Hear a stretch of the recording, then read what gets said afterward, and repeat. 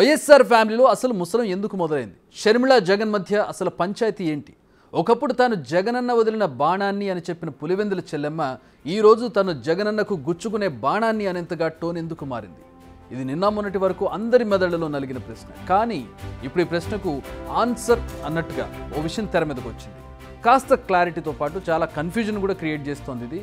ఈ పంచాయతీ ఏంటో అర్థం కావాలంటే ముందు మీరు షర్మిల చేసిన ఒక స్టేట్మెంట్ వినాలి.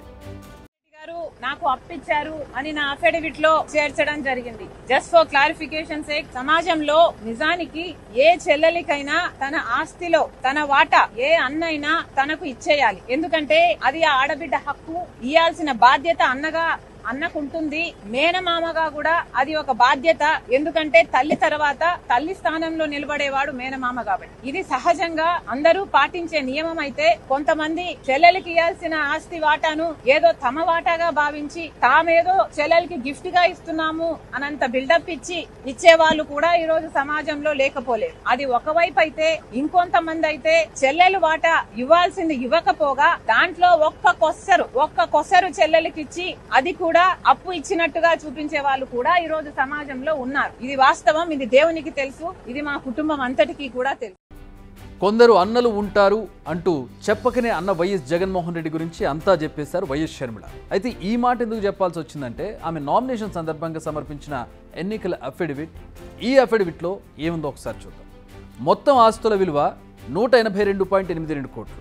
వీటిలో 82,58,15,000 రూపాయలు తన సోదరుడు సీఎం జగన్ వద్ద అప్పు తీసుకున్నారు. వదిన భారతిరెడ్డి వద్ద 19,56,682 రూపాయల అప్పు. ఏడాదికి తన ఆదాయం 97,14,213 రూపాయలు. భర్త అనిల్ కుమార్ ఆదాయం 3,261 రూపాయలు. తనపై 8 కేసులు, వాటిలో ఒకటి ఎన్నికల కోడ్ ఉల్లంఘన కేసు. ఇవి షర్మిల అఫిడవిట్ చెబుతున్న మెయిన్ డీటెయిల్స్. అన్న కోసం ఎంతో చేసిన షర్మిల సడన్గా ఆయనతో ఎందుకు విభేదించింది అనే దానికి ఆస్తి గొడవలే కారణమైన ప్రచారం జరిగింది. అవును, ఆ ప్రచారం నిజమే అన్నట్టుగా ఉన్నాయి షర్మిల వ్యాఖ్యలు. అన్నలు ఎలా ఉండాలో ఎలా ఉండకూడదో చెప్తూ ఆవిడ తీవ్ర వ్యాఖ్యలు చేశారు. మరి అంటే అసలు పంచాయతీ ఈ ఆస్తుల గురించే అనేది అర్థమవుతోంది. తండ్రి సంపాదించిన ఆస్తుల్లో ఇంకా ఇద్దరికి వాటాలు ఫైనల్ కాలేదు, వాటాలు ఇవ్వలేదనే ఇద్దరి మధ్య విభేదాలు తలెత్తాయనేది బయట వినిపిస్తున్న టాక్. పలు వ్యాపార సంస్థలు ఇద్దరికి వాటాలున్నా ఎక్కడా వాటి వివరాలు షర్మిల ఇవ్వలేదు. కానీ అన్న జగన్ వదిన భారతిరెడ్డి దగ్గర తీసుకున్న అప్పు వివరాలను మాత్రం డిక్లేర్ చేశారు. అటు సీఎం జగన్ కూడా ఈ అప్పుల విషయాలను తన అఫిడవిట్లో ప్రస్తావించారు. 136,15,54,339 రూపాయలను ఇతరులకు అప్పుగా ఇచ్చానన్నారు. సో ఇందులో షర్మిల చెబుతున్న 82 కోట్ల రూపాయలు కూడా ఉండొచ్చు. అయితే ఇక్కడ ఒక విషయం మాత్రం అర్థం కావడం లేదు. ఈ అప్పులు 2019కి ముందు ఇచ్చినవా తర్వాత ఇచ్చినవా? ఈ విషయంపై ఇద్దరి అఫిడవిట్లలో క్లారిటీ లేదు. ఈ విషయం తెలిస్తే ఒక క్లారిటీ రావచ్చు. ఇద్దరి మధ్య విభేదాలు ఉన్నా కూడా షర్మిలకు జగన్ అంత అప్పిచ్చినట్టు తేలుతుంది.